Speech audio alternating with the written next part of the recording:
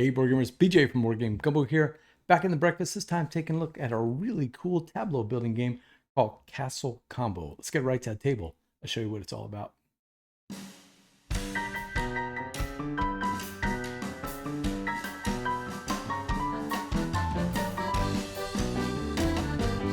In Castle Combo, up to 4 players are going to be drafting a 3x3 9 card tableau, and we'll be scoring points at the end of the game once all the cards are in our tableau.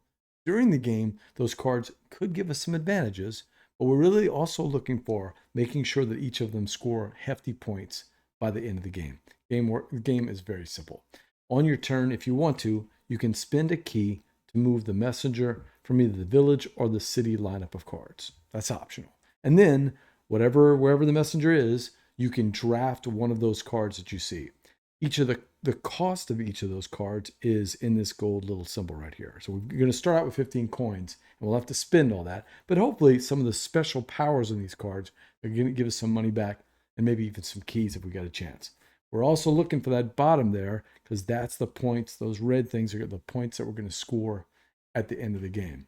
Moving that messenger is very important. You want to make sure that you have keys at almost all times because you don't want to get stuck with either not having the money or not seeing the right cards in the particular lineup for you to score.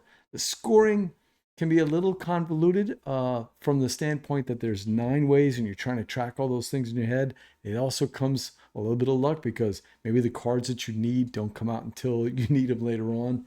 And there is a cheat sheet, a little game aid. But to be honest, I found it a little bit lacking. I think they could have done a better job putting all of the symbols and all the examples on there, maybe even having more.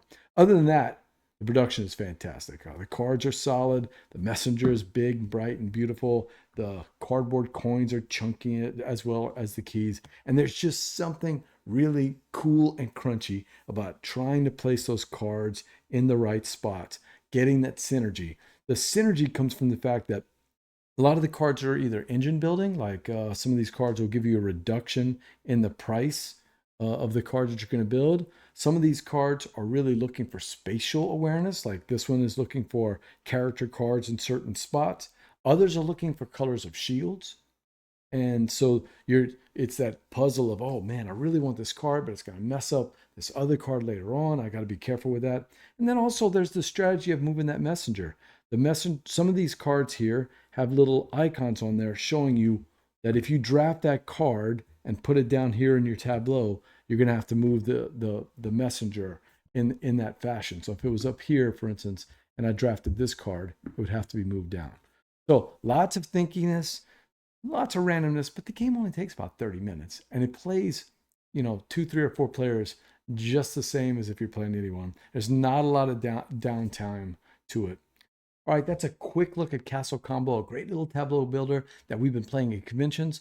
Now that I finally have a copy for my Secret Santa, I can introduce it to some of my friends, but there's some lagniappe.